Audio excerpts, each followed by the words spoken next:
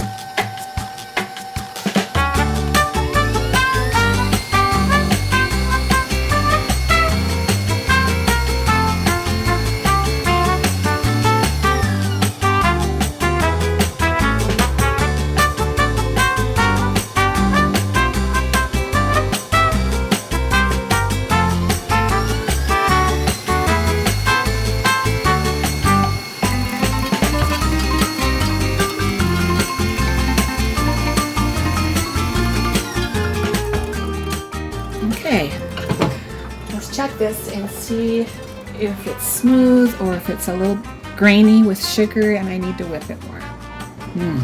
Okay, nice and smooth. There's no grains of sugar in it. It's perfect.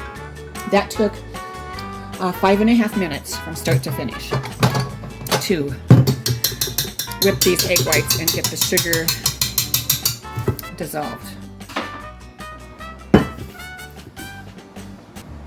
Okay. Now we're going to take 3 tablespoons of unsweetened cocoa powder, and we'll run it through a sieve just to make sure we don't have any lumps. There's 1, 2, 3.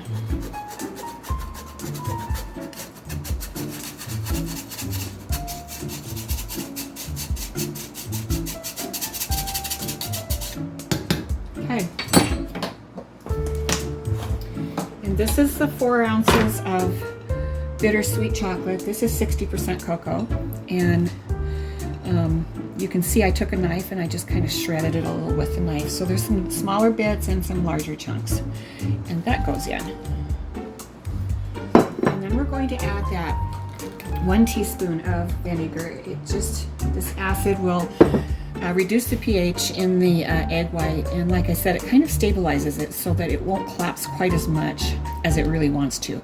And it's going to collapse a little, but this will help. And it helps improve the texture too. A pavlova is a meringue dessert, and so the outside is going to be a little bit crispy, but we want the inside to remain gooey and chocolatey and yummy. So this red wine vinegar will help with that. And I'm going to tip the bowl so you can see I'm just folding this in until most of the streaks are gone.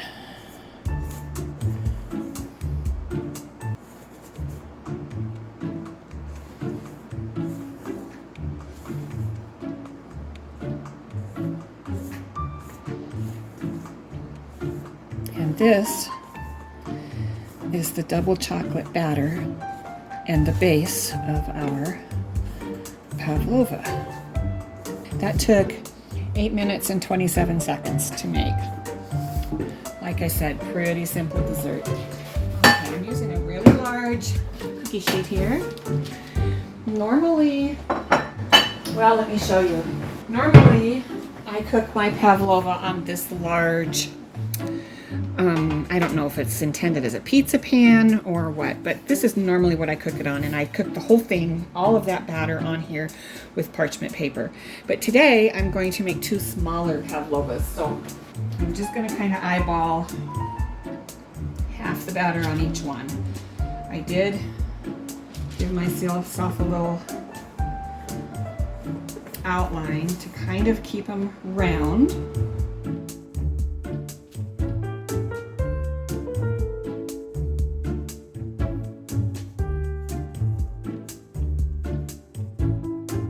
When I make pavlova, I always do this part the day before so that the meringue has time to cool and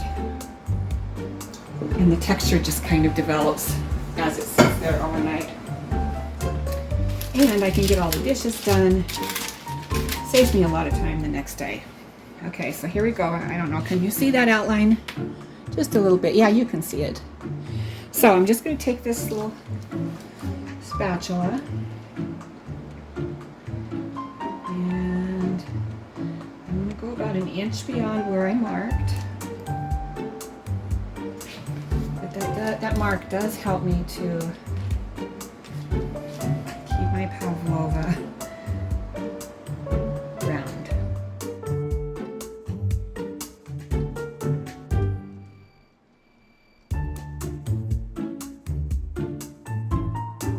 Okay, my oven is preheating to 300 degrees.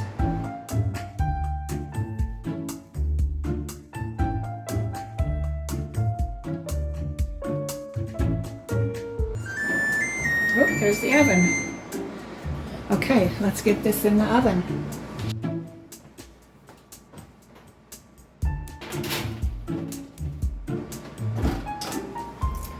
Okay, so that's going to bake for about an hour.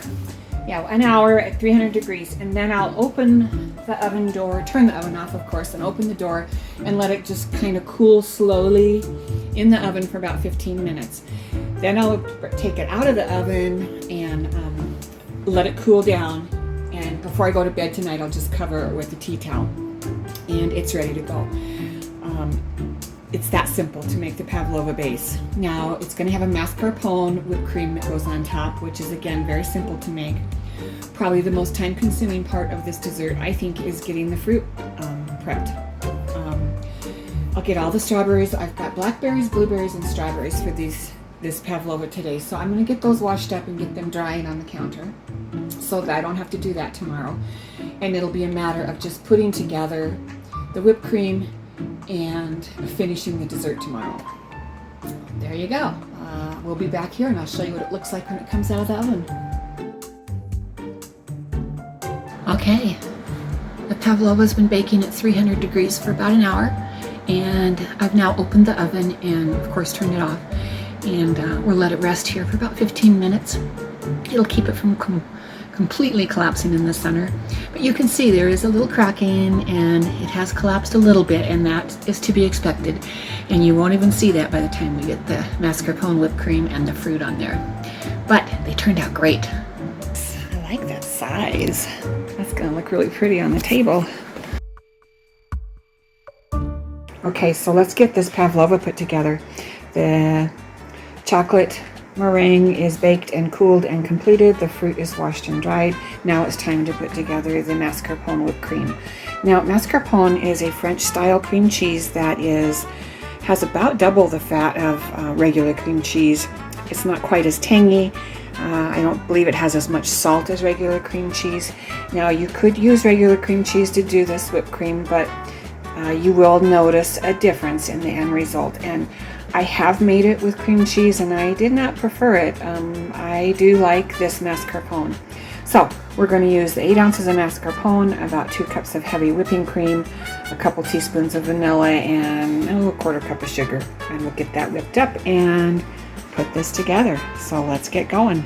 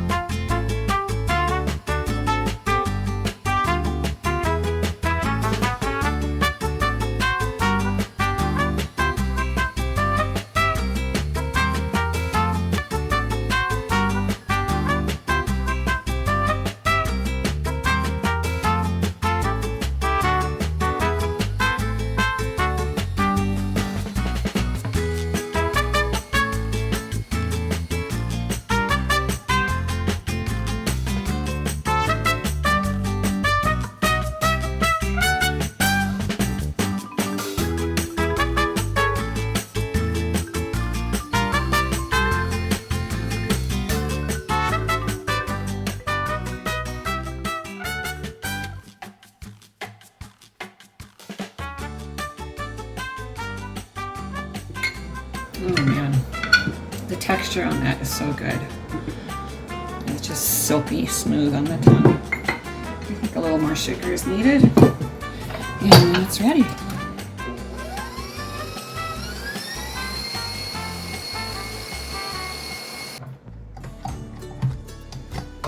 Okay, the end result. Silky smooth, very tasty, and a stabilized whipped cream, so it won't get watery as quickly as just regular whipped cream. The mascarpone or the cream cheese, whichever one you use, does stabilize the whipped cream. Okay, ooh, that's beautiful. Okay, let's put it together.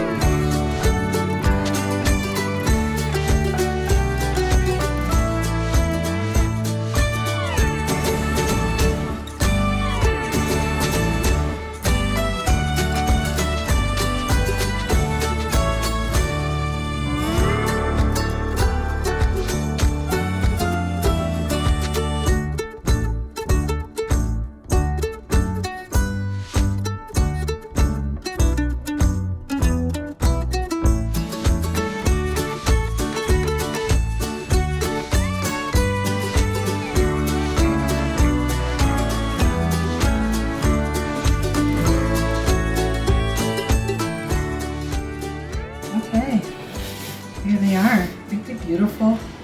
They serve up so nice. Now you would slice this just like a pie, and hopefully I'll get to show you that. And I like to put just a little bit of this diced up I've got milk chocolate and a dark chocolate and also a white chocolate, and I just kind of curled them and chopped them a little bit. I don't put them on now and then put this in the refrigerator because these get quite hard.